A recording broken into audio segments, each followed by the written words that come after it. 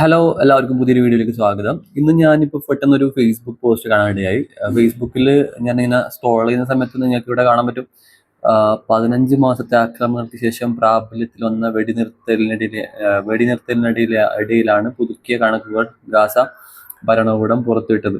എന്നിട്ട് ഗാസയിലെ ഇസ്രായേൽ ആക്രമണത്തിന്റെ ഇപ്പൊ നിങ്ങൾക്ക് ഇവിടെ മരണസംഖ്യ കാണാൻ പറ്റും. 17,851 കുട്ടികൾ, 1,155 ആരോഗ്യ പ്രവർത്തകർ, 214 നവജാത ശിശുക്കള്, ഇതൊക്കെ കാണാൻ പറ്റും. പരിക്കേറ്റർ കാണുക. ഇതിന് താഴെയായിട്ട് കുറച്ച് ആൾക്കാർ സ്മൈൽ ഇട്ടിരിക്കുകയാണ്.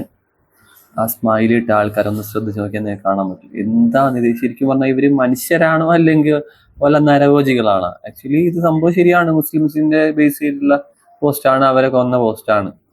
പക്ഷെ സ്മൈലി ഇട്ട ആൾക്കാരെ നിങ്ങളൊന്ന് നോക്കി നോക്കിയാൽ ഇതിൽ ഏത് ടൈപ്പിലുള്ള ആൾക്കാരാണെന്ന് നോക്കി കഴിഞ്ഞാൽ നിങ്ങൾക്ക് മനസ്സിലാവും.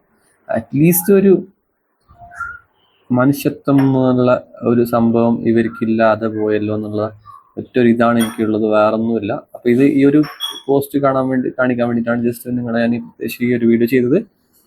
അപ്പോൾ ഓക്കെ ഗൈസ്, ബൈ ബൈ.